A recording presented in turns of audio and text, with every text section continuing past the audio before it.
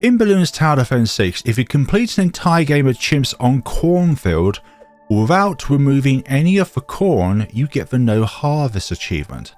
But can we do this while also getting each tier 5 of the beloved Dart Monkey? We're going to do everybody's favourite start, which is the triple dart start. Upgrade you to quick shots. Hopefully we'll get you up to very quick shots next. And then we're just going to give a little bit of extra range to the other 2 dart monkeys. And because of the fact that we've got Brickle as that hero, we are not going to be placing down a hero today. Can we do this? Yes, we can. Give you both some long-range darts just so that we can fire out a bit sooner. But this is looking a little perilous. Keep on it. There we go. And we're going to upgrade you up to razor sharp shots. Not just sharp shots, but they're going to be razor sharp. Razor sharp is here. Hopefully what we've got going, we can keep at these yellow balloons. Lovely. Green balloons follow afterwards and manage to snipe those 2 over there. So now we get Spike O Pot. You will eventually have camo detection with a village down, but not quite yet. We're going to go up to crossbow with this one, and this one here is just going to sit idle, and they're going to be very comfortable with their 54 pops that they have accumulated. I'm going to go up to very quick shots just in case of round 15 is going to be a problem with all of the yellows and pink balloons. Mainly the yellow balloons, because on this channel we die to yellow balloons a lot. If it's your first time watching a video of mine, first of all, thank you ever so much for checking out one of my videos. I do challenges like this where I try and get like every single tier 5 of a particular tower on this map without removing any of the corn. I do 2 TCs, I do 3 TCs going up to around 140. I've done 2 TCs going up to around 140 in 2 scenarios, but they're like really difficult to do, so don't expect too many of those. I do 2 mega pops, do 23 mega pops going up to around 140, and sometimes do like an all pop scenarios for like going up to around 100 or going up to around 140. Juggernaut is here, and these can do damage against lead balloons. Juggernaut has the best damage type of them all, normal. Either normal or acid are the best damage types. Acid is just a DOT equivalent of normal. DOT standing for damage over time. Very good. Now lead balloons. Yeah, Ultra-Juggernaut on this map is very common to see, especially if we're going for the No Harvest achievement. The other tower which is really good on this map is Poseidon because of their ice ball ability, being able to bounce off everything, including the corn and the fences on the top and the bottom of the map. Yeah, the only gaps on this map are the left and right hand side of the map where the corn ends, and the fence gateways over here where the balloons exit and enter the map. Get myself some sharpshooter. I think for round 40 I'm going to stick you on first.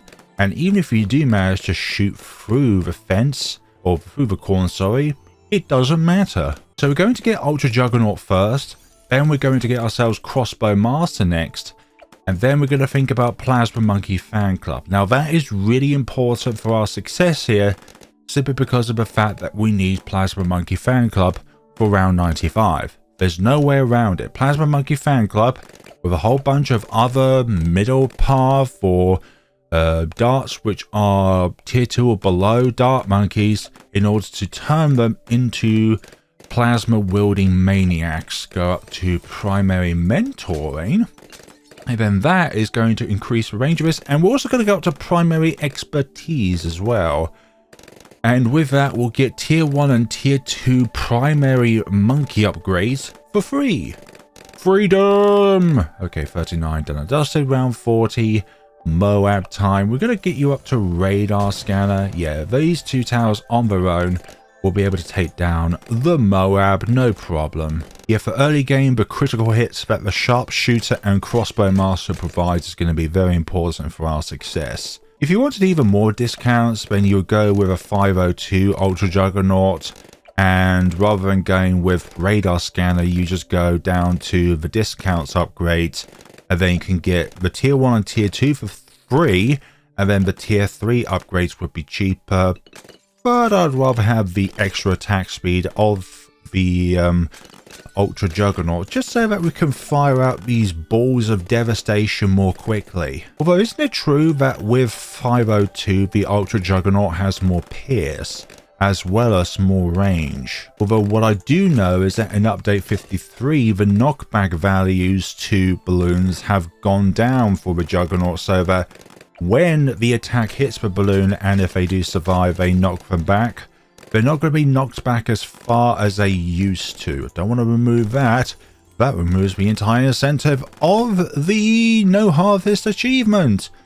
And then we'd have to restart the entire scenario again, which would not be good. Yeah, the Ultra-Juggernaut crushing the opposition here. Yep, this one still only has 54 pops.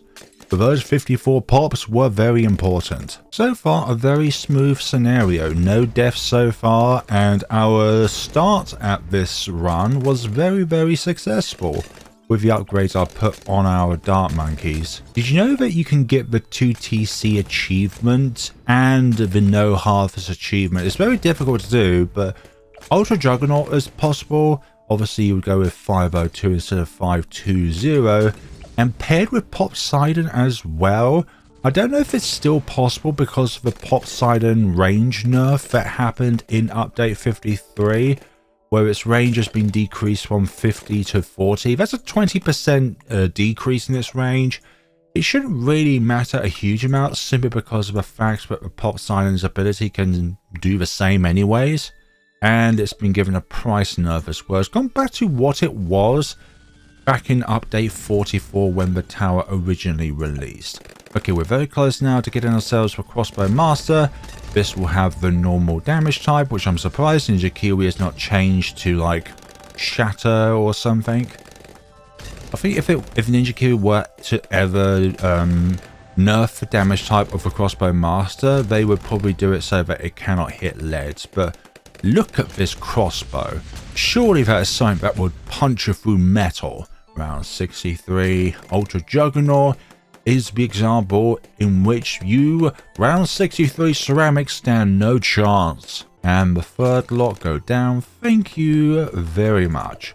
Next up, we're going to get ourselves the primary expertise, and our power and range will go up even more. No way. Primary monkeys in radius get more popping power.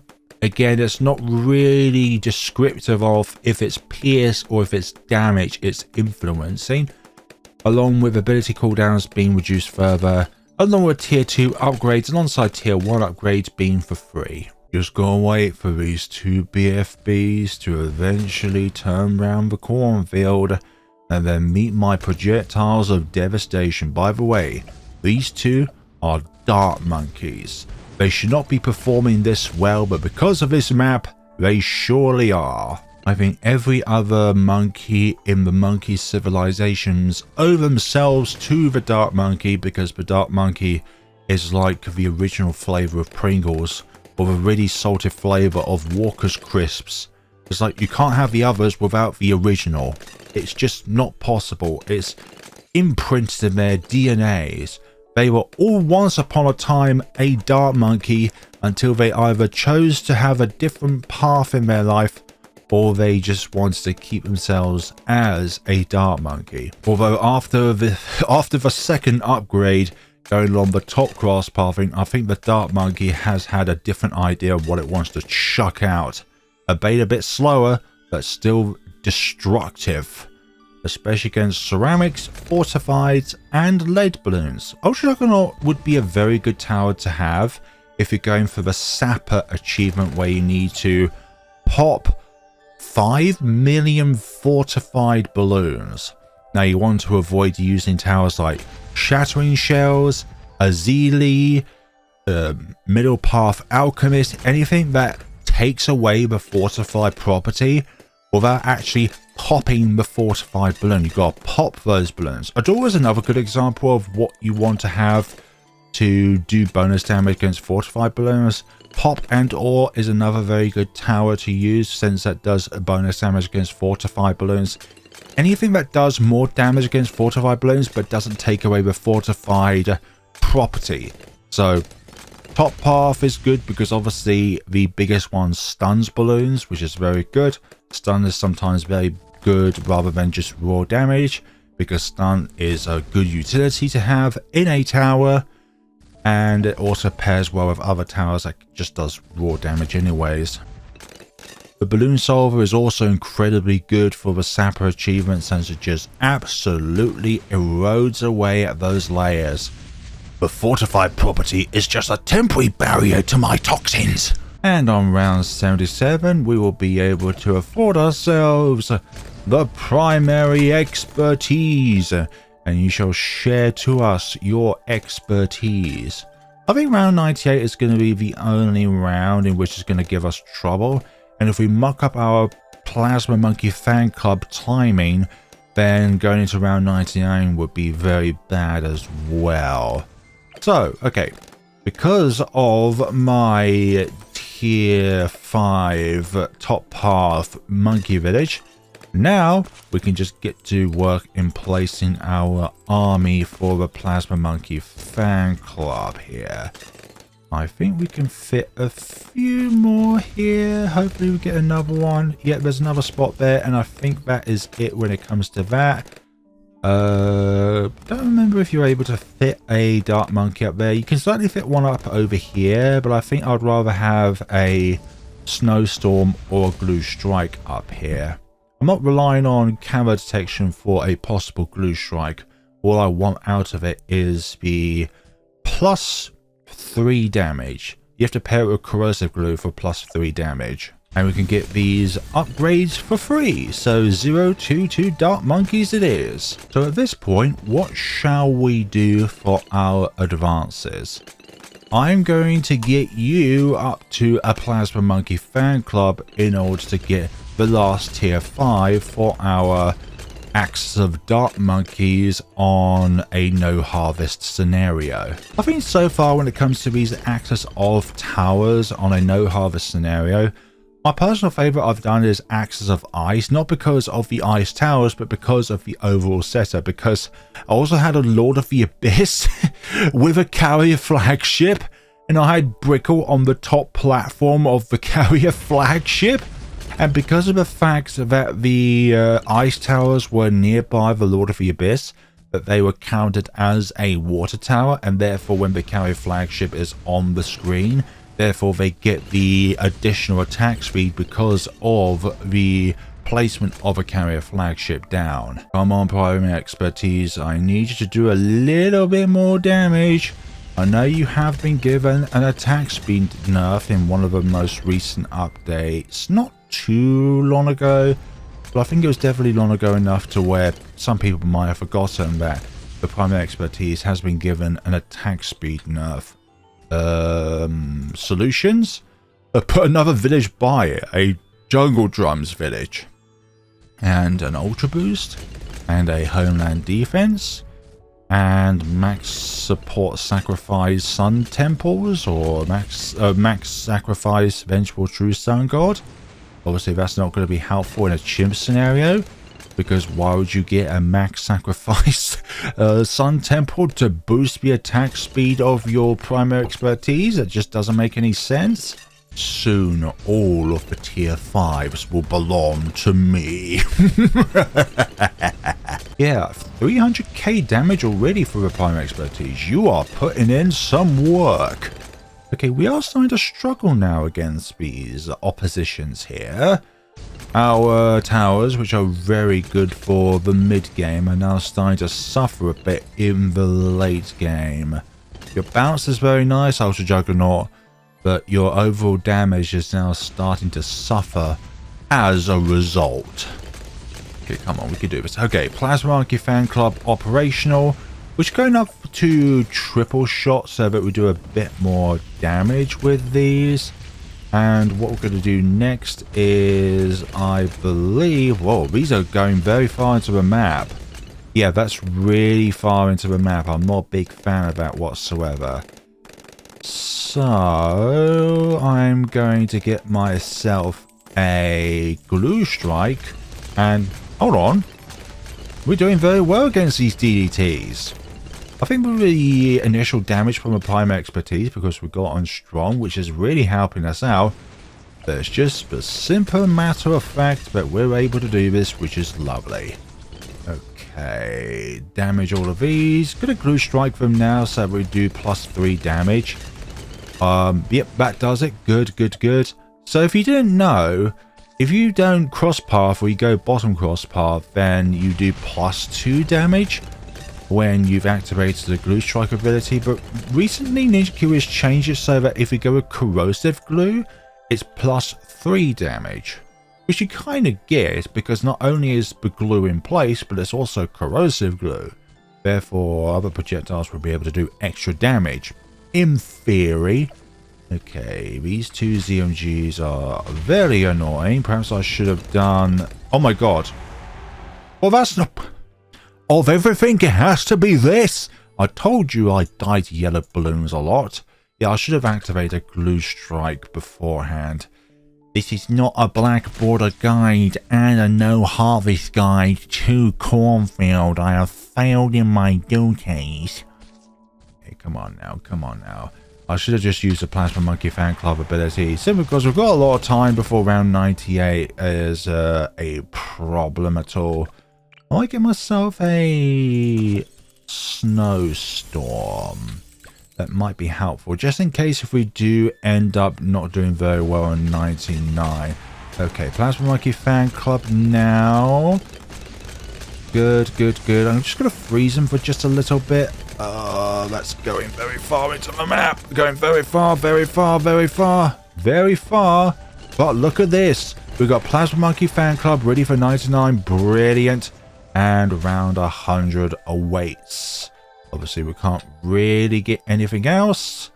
So this is where we are going to end off the video, ladies and gentlemen. Okay, I'm going to wait for you till you get up towards all of the triple darts and then just absolutely dismantle you limb from limb. There we go. And snowstorm to keep those ZMGs in place.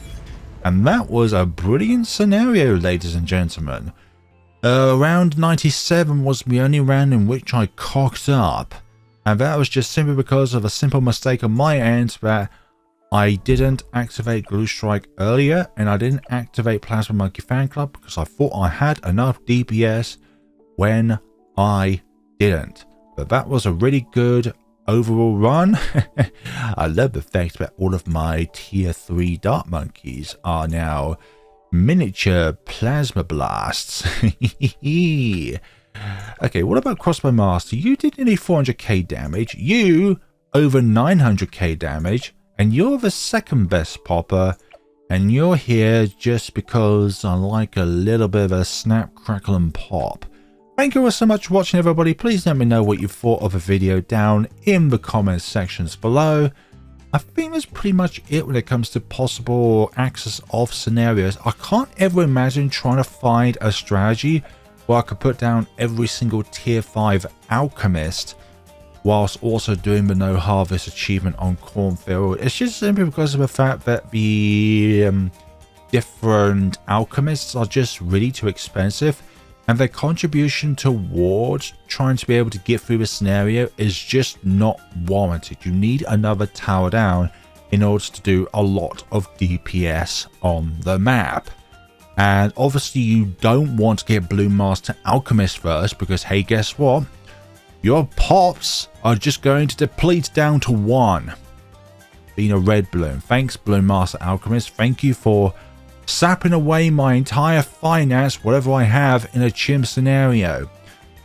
But that is neither here nor there. Thank you all so much for watching, everybody. If you are ever in the store at all, please use my creator support code. It is Flare Balloons. You cannot mistype it, unless of course you accidentally mistype it and therefore you don't get a tick over here. Thank you all so much for watching. Take care of yourselves, everybody.